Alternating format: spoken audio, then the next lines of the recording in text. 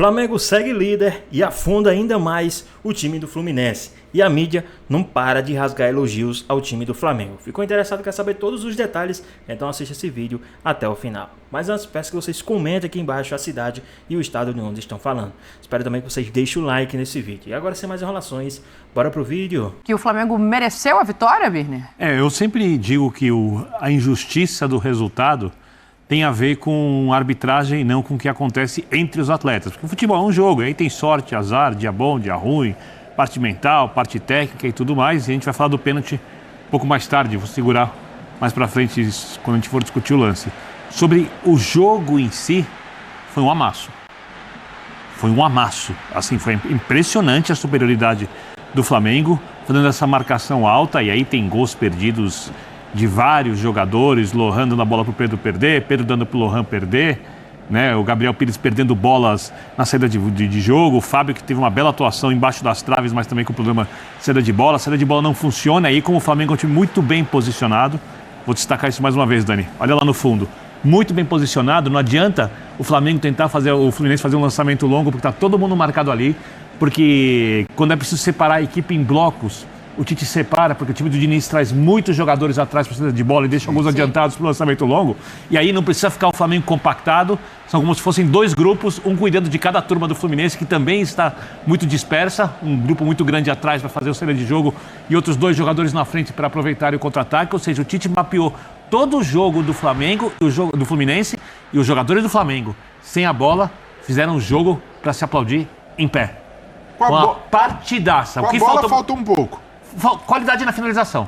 Se o Pedro finalizasse como sempre, se o Lohan finalizasse, se o Gerson não perdesse um gol como perdeu, o primeiro tempo tinha terminado 3-0. Sim, o jogo tinha acabado no primeiro tempo. Então, assim, a gente vai discutir o pênalti depois, mas o nível de atuação do Flamengo vou chegar nos foi nossos Os pênaltis, não tá bom, o pênalti. Perfeito. Obrigado. O Flamengo foi superior, inegavelmente, mas no primeiro tempo, principalmente, quando o Flamengo tinha a bola, eu senti falta de acelerar um pouco. O Flamengo tinha mais ímpeto sem a bola do que com.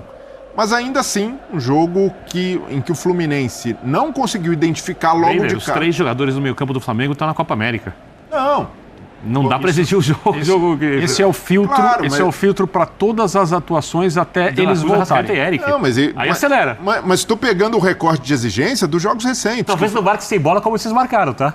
Essa é outra discussão para outro momento. Não, de fato, sem a bola, um jogo impecável do Flamengo. Mas com a bola, pelo parâmetro recente, o Flamengo já demonstrou mais. Mas ainda assim, o Fluminense também não exigiu. Mas já está falando desse Flamengo com o número de desfalques que tem? Ou você está falando do Flamengo quando tem De La Cruz, Arrascaeta? Não, do Flamengo desfalcado. O que o Flamengo vinha fazendo com a bola nos últimos jogos. Esse jogo não foi tão intenso e normal. Desgaste de jogadores, desfalques, algo totalmente ponderável. Do lado do Fluminense, o que chamou a atenção foi a incapacidade de fazer algo diferente do que não estava funcionando. E aí o Diniz, é uma justificativa muito comum dele, de dizer, hoje o nosso time cometeu erros que não está acostumado a cometer. Na saída de bola, esse time do Fluminense comete muitos erros porque é a forma de jogar do treinador, ele se arrisca mais. E contra o Flamengo, se não está encaixado, não está funcionando, nada do que o Diniz tentou no segundo tempo fez com que o Fluminense fosse capaz de corrigir a rota. Continuou com muitos erros de saída, continuou com uma incapacidade de criação. O Gabriel Pires, que foi alternativa hoje no primeiro tempo, jogando ali praticamente dentro da área do Fluminense, não conseguiu dar fluência à saída de bola. E no segundo tempo, um time que se mostrou incapaz de ter esse repertório. E eu não vou questionar, não vou dizer que o Fluminense perdeu o jogo por causa da saída de bola. Porque isso faz parte da identidade do time e dos riscos que o treinador topa correr. Mas eu vou questionar a incapacidade do jogo ofensivo do Fluminense. Até porque a saída de bola faz parte desse processo. Claro. Se não tem um, não tem outro. O Fluminense vai chutar a primeira bola acho, com 20 minutos de segundo tempo. Um chute do Lima, duas finalizações. A escalação do Fluminense hoje é um reforço à identidade de jogo. Sim. Num momento tenso, talvez de esgotamento do modelo. Por alguma questão que a gente ainda vai descobrir qual é. Se há, a gente tem para saber, mas talvez seja isso. Isso, exato. Talvez seja isso. Em trabalhos como são a maioria aqui no Brasil, em que não existe lastro, um técnico na situação do Diniz ou seria demitido ou pediria para sair. Sim. Mas o ano passado mostra uma outra coisa, um outro retrato. Então, treinadores que são... É que ele é muito diferente de todos os outros, né? Não dá para colocar o Diniz numa mesma gaveta de outros técnicos. Mas os treinadores que têm confiança na própria maneira de trabalhar, em situações como a que o Fluminense vive, eles investem ainda mais nas convicções deles. Eles não mudam de caminho. Não é um excesso, assim, eu aprecio muito o trabalho do Diniz e as posturas dele, mas em momentos como esse, talvez não fosse interessante ele conseguir jogar de uma outra maneira, menos agressiva para o próprio time? Talvez sim, mas num momento de dificuldade, um clássico com o Flamengo, uma instituição do futebol brasileiro e mundial que é o Fla-Flu, e ele triplica a aposta com a escalação. E teria surpreendido o Tite se ele tivesse feito o jogo para atuar sem bola. Isso. Teria sido uma surpresa pro Tite. Mas talvez que isso... É uma questão que eu até entendo às vezes. Pô, tem que ter outro jeito de jogar. Gente, para ter um jeito de jogar no Brasil já é difícil. Exato. Você não treina. Plano B. Você trabalha essa equipe dessa maneira há tanto tempo, eu acho que não faria sentido você abrir mão disso no jogo. Óbvio que numa situação ou outra você precisar quebrar uma bola. Eu acho que, de uma maneira geral, o Diniz foi se desapegando um pouco desse negócio meio... é só isso que eu faço e tal. A questão é que a ideia tá lá e ela tá sendo pessimamente executada. Pessimamente. E os problemas do Fluminense, eles se espalham por todas as fases do jogo. O Fluminense é um time que com bola ele não consegue desenvolver, não consegue colocar ritmo. É um time que sem bola ele pressiona muito mal o adversário. Na volta, quando ele perde a bola, é aquele Deus nos acuda. Há 2 meses sem fazer um gol. Sim, mas o Cano também está há bastante tempo sem jogar efetivamente como centroavante. Sim. Agora, me surpreendeu muito, e acho que vai continuar sendo assim, o trabalho do Flamengo sem a bola num plano de exaustão, porque o que está acontecendo com o elenco do Flamengo é exaustão. Notem como o time tem terminado os jogos. E antes desse, o gol de pênalti não foi no começo do jogo, claro, mas também não foi nos acréscimos como em Curitiba e como no meio da semana, o gol do Davi Luiz. Então, é um time que tem buscado os jogos até o fim, sem as condições físicas para isso. Também com muita gente machucada, com os 2 principais jogadores do meio de campo, que é um setor obviamente muito importante em qualquer equipe, servindo seleções. A Copa América para o Uruguai, que é a seleção que mais importa ao Flamengo, começa daqui a pouco. Sim. E o Uruguai deve ir longe. Não adianta ficar, o Uruguai perde, os jogadores voltam. E como esses jogadores vão chegar depois do período na seleção? Joga no dia seguinte, como o nosso calendário quer? E o nível de jogo que o Bielsa exige desses atletas também. Muita movimentação, intensidade. Quando o Campeonato Brasileiro para a data FIFA, não tem jogo no dia do jogo da seleção, tem no dia seguinte. Então qual é a diferença? Né? Então os caras vêm e jogam? Não. Então vai demorar um pouco. E só uma coisa, Dani, sobre o Fluminense e o Diniz. Porque eu vejo as críticas, querem a demissão do Diniz. Eu acho que a diretoria tem que saber muito bem o que faz e tal. Mas só, assim, não, acho que não vai ser demitido e tal, porque ficam especulando isso toda vez antes do jogo. O Mário Bittencourt não tem esse perfil de ceder a pressão de torcida, mais uma coisa. Não se espera. Mais uma coisa. Vamos supor, falar uma coisa que não vai acontecer, o impossível. Vamos supor que o Fluminense contrata o Abel Ferreira. Impossível. Mas vamos supor que é o técnico mais respeitado do Brasil hoje. Esse elenco? Aí vamos supor que o Abel chega ali e fala: os veteranos não podem jogar. Os veteranos saem do time. Quem lidera o vestiário? Como é que fica o elenco?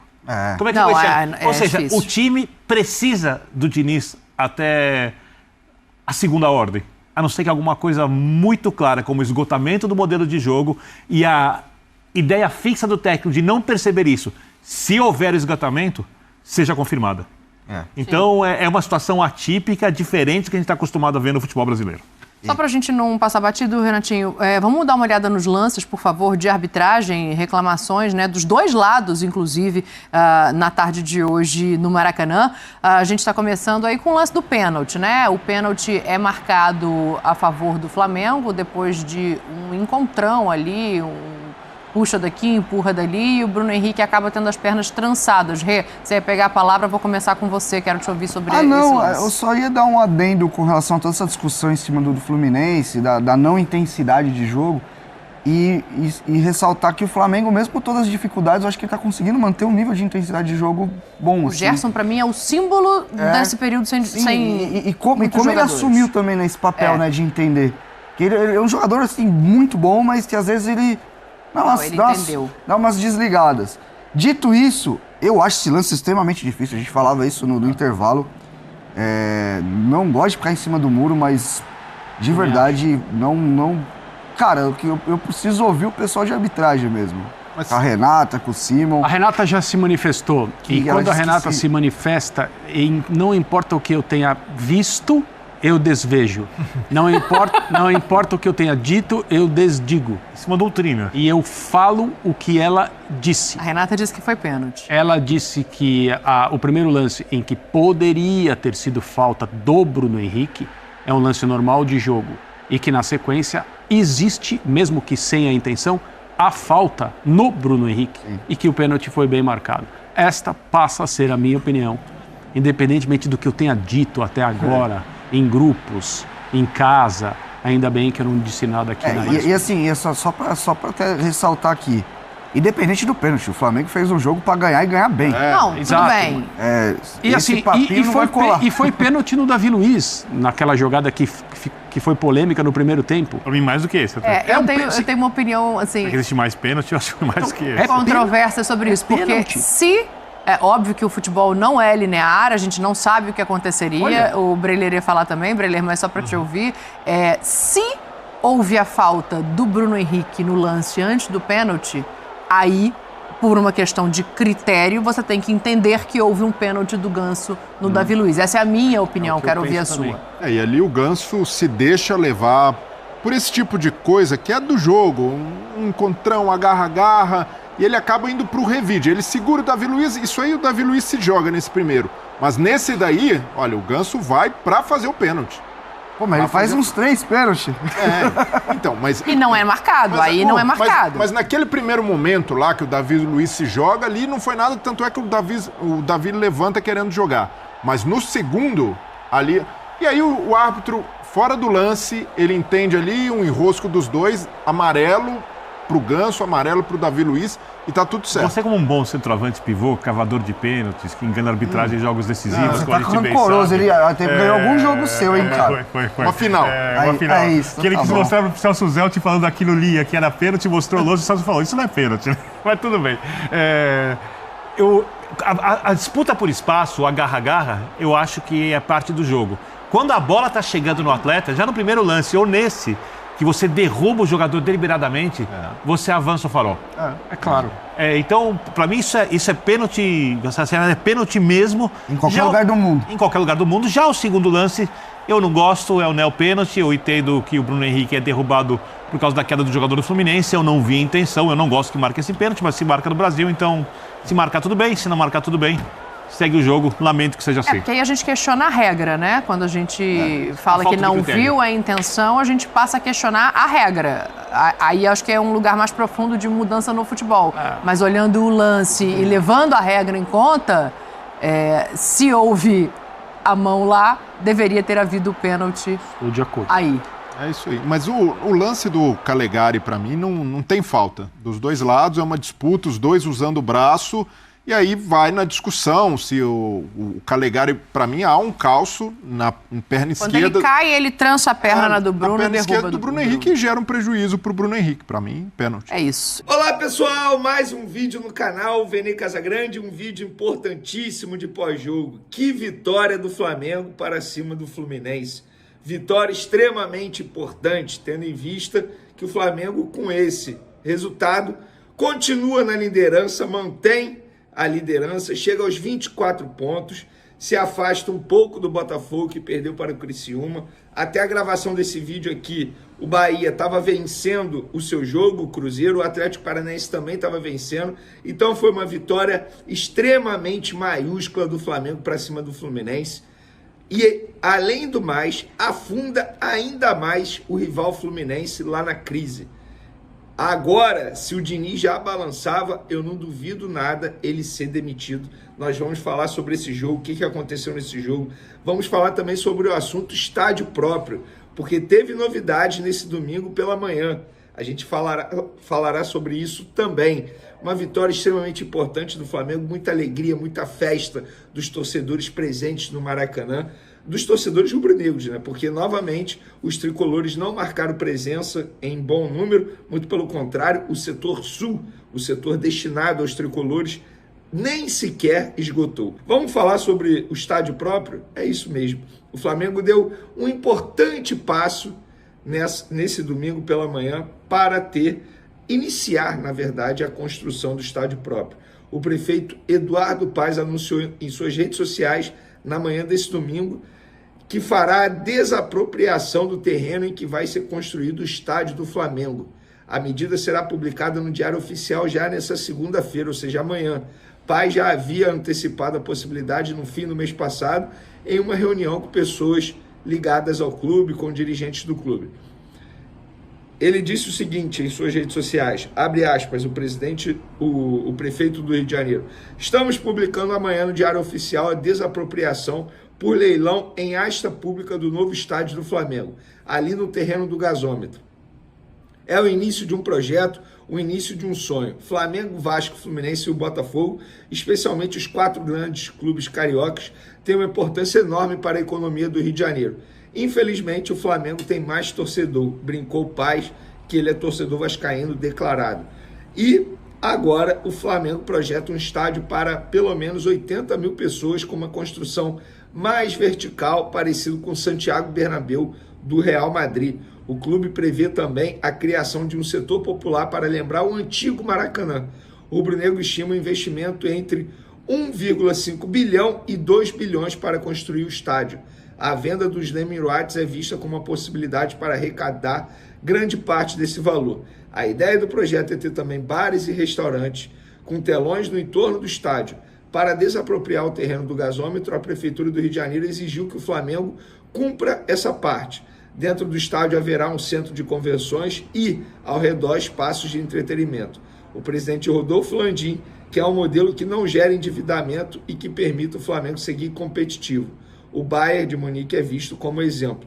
Porém, a ideia de virar SAF ainda tem resistência interna no clube carioca. Então, parabéns ao Flamengo, parabéns à Prefeitura do Rio de Janeiro. E você, torcedor rubro-negro, que ouvir gracinha de torcedor rival dizendo que o Flamengo está sendo ajudado pelo governo, pela Prefeitura, você pode rebater logo de cara, dizer que isso é uma fake news, não procede, porque o Flamengo vai tirar do próprio bolso, para ser, falando português, claro, vai tirar do próprio bolso, dinheiro próprio, para comprar o terreno. Não vai ter ajuda de prefeitura, de governo, muito pelo contrário. A prefeitura, entre aspas, está ajudando o Flamengo nessa desapropriação, porque vai ser ótimo também para o Rio de Janeiro.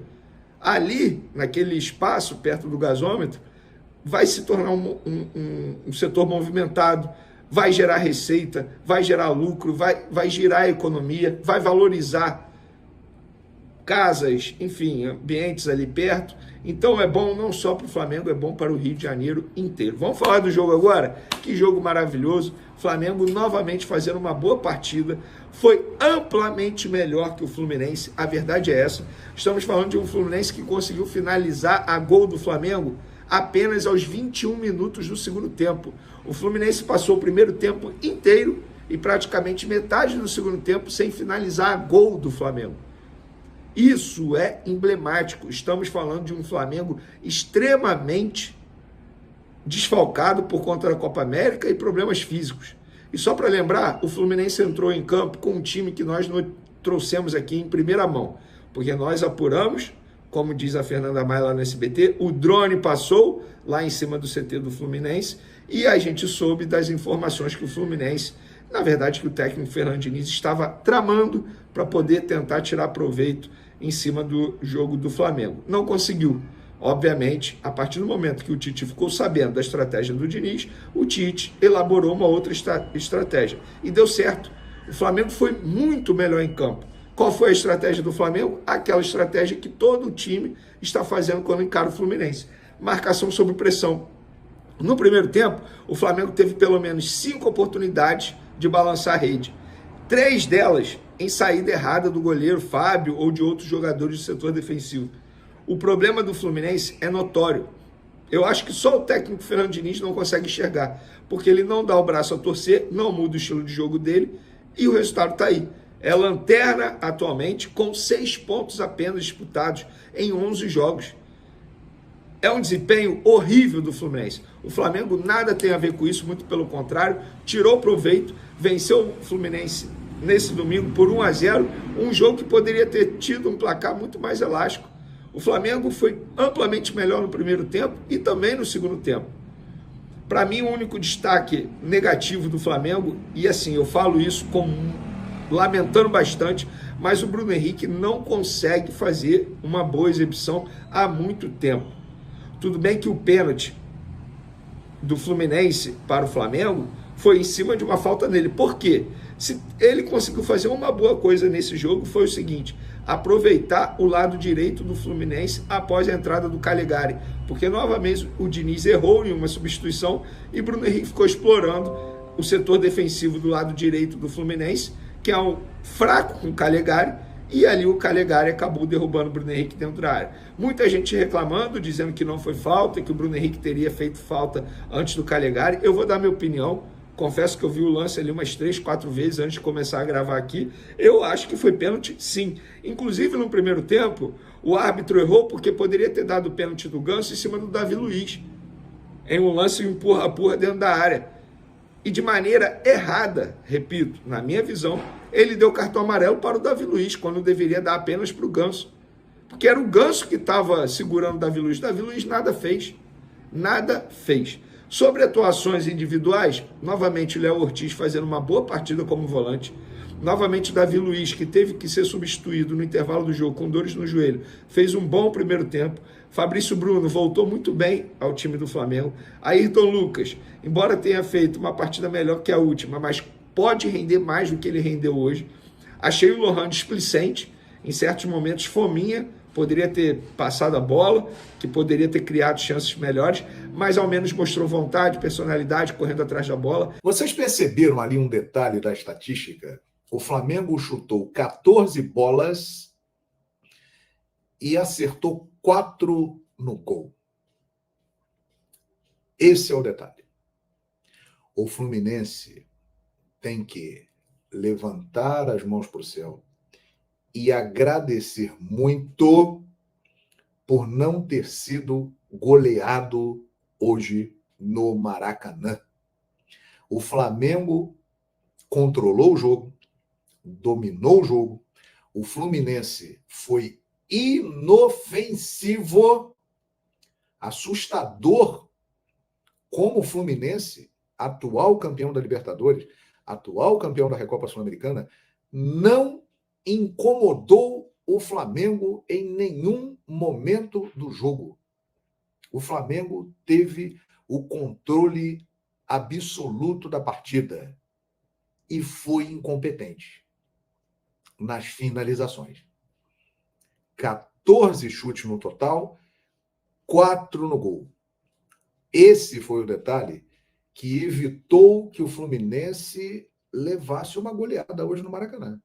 No primeiro tempo, olha, se o Flamengo tivesse aproveitado as chances que teve, poderia ter terminado no mínimo uns 3-0 para o Flamengo. De repente, 4. O Flamengo perdeu muitas oportunidades no primeiro tempo, pressionando a saída de bola, algo que está irritando profundamente, com razão, a torcida do Fluminense, que não aguenta mais isso. Aquela coisa de ficar tocando a bola ali atrás, e o adversário vem, pressiona, rouba e cria uma chance de gol. O Flamengo perdeu inúmeras oportunidades. O Flamengo foi incompetente nas finalizações. Poderia ter goleado o Fluminense. Mas jogou bem o Flamengo. Controlou o jogo. Não tinha nem graça. O Flamengo estava à vontade, mas não conseguia fazer o gol. Aí, no final da partida, veio o lance que está gerando uma enorme discussão. Para os tricolores, houve falta do Bruno Henrique no Calegari. Para os rubro-negros, foi pênalti, evidentemente. Para os comentaristas de arbitragem que eu ouvi até agora, eles falaram que aconteceu o pênalti. É uma questão de interpretação. Por exemplo, o lance inicial em que o Bruno Henrique realmente usa o braço e ele tem o contato com o Calegari, mas me parece que não há ali uma força exagerada para gerar uma falta, mas o árbitro poderia ter interpretado que aconteceu uma falta. Se ele marcasse isso, não seria nenhum absurdo. Agora, o lance da sequência é claríssimo. É claríssimo. O Calegari, ao cair, estica a perna e o Bruno Henrique vem no embalo e cai. É atingido pelo Calegari. Foi pênalti, claro, a favor do Flamengo. O árbitro poderia ter dado a falta do Bruno Henrique? Poderia, não seria nenhum absurdo. Mas ele entendeu, e a equipe do VAR também, que o lance ali do contato não foi o suficiente para caracterizar uma falta. Foi um lance normal de disputa de bola. O lance do Calegari no Bruno Henrique, ele foi muito mais contundente e foi claríssimo. Não há nenhuma discussão.